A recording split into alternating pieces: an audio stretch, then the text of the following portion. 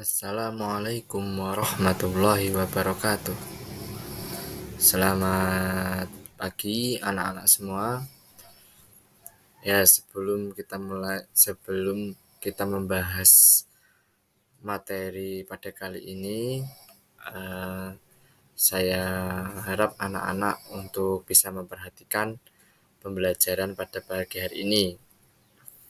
Pada kesempatan kali ini kita akan membahas materi pada modul Pendidikan Agama Islam dan Budi Pekerti pada kelas 4, yaitu mengenai menyambut usia balik.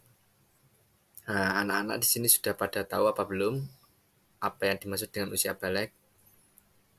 Nah, jadi yang dimaksud dengan usia balik adalah fase penting dalam kehidupan seseorang yang ditandai dengan kedewasaan fisik dan mental.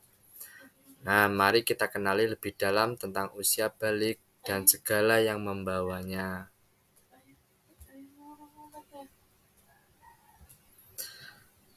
Selanjutnya yaitu pengertian usia balik. Nah, bagi yang belum tahu, Pak Yenal jelaskan mengenai pengertian usia balik. Yang pertama, kalau menurut aturan agama, yang dimaksud dengan usia balik adalah momen di mana seseorang secara agama dinyatakan dewasa dan memiliki kewajiban tertentu.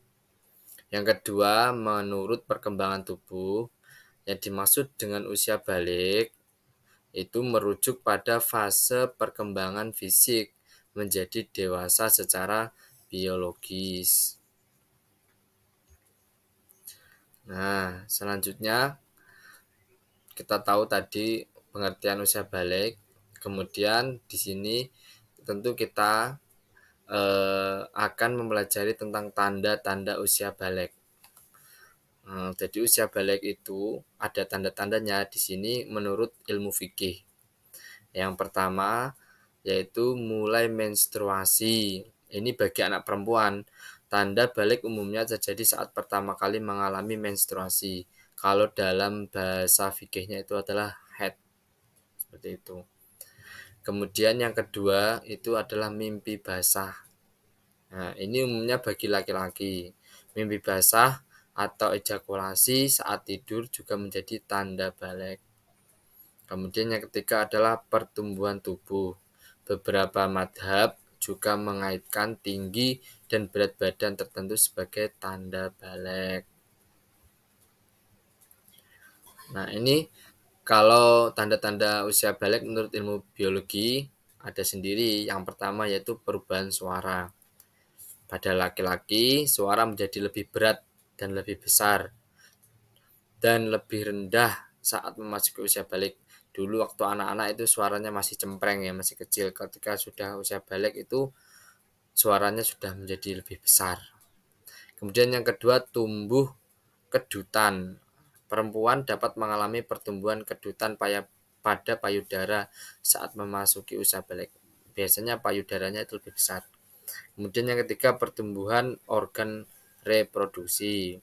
Organ reproduksi laki-laki dan perempuan mengalami pertumbuhan dan perkembangan untuk siap berfungsi secara seksual. Kalau organ reproduksi laki-laki itu yang disebut secara ilmiah itu adalah penis dan juga testis yaitu. Kemudian kalau untuk yang perempuan itu namanya vagina.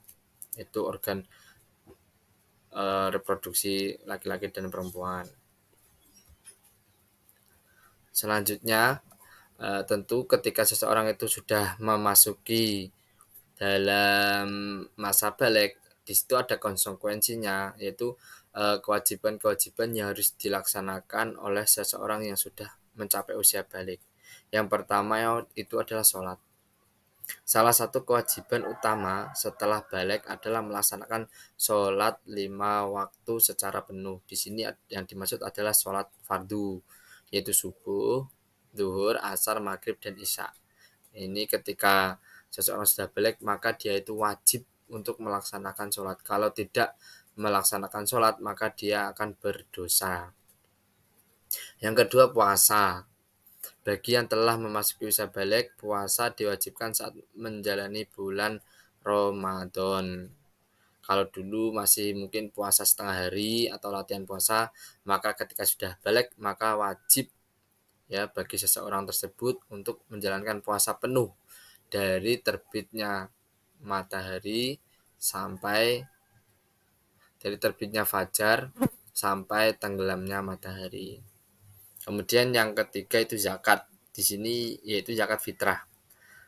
Zakat fitrah yaitu zakat yang dikeluarkan menjelang hari raya Idul Fitri. Membayar zakat fitrah menjadi kewajiban bagi yang telah balik. Kemudian haji bagi yang mampu. Nah, menunaikan ibadah haji menjadi kewajiban setelah mencapai usia balik.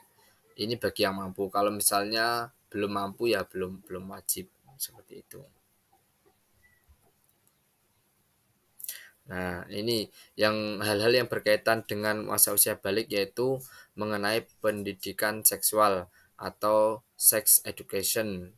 Ini menjadi hal yang penting ya yang harus diajarkan kepada anak-anak. Mungkin untuk materi ini kita sebagai guru itu sering luput untuk mengajarkan kepada anak-anak. Padahal pendidikan seks ini adalah materi yang sangat penting untuk diketahui anak-anak menjelang usia balik. Yang pertama itu sebagai langkah preventif dan informasional. Pendidikan seksual membantu mencegah masalah kesehatan reproduksi dan memberikan pengetahuan yang diperlukan.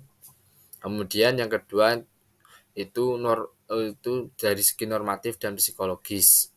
Pendidikan seksual membantu remaja memahami nilai-nilai norma serta perubahan emosional yang dapat terjadi pada usia balik. Kemudian yang terakhir yaitu pencegahan kekerasan. Dengan pengetahuan seksual yang tepat, remaja dapat memahami pentingnya batasan dan melindungi diri dari kekerasan seksual. Nah, demikian yang dapat saya sampaikan, kurang lebihnya mohon maaf. Wassalamualaikum warahmatullahi wabarakatuh.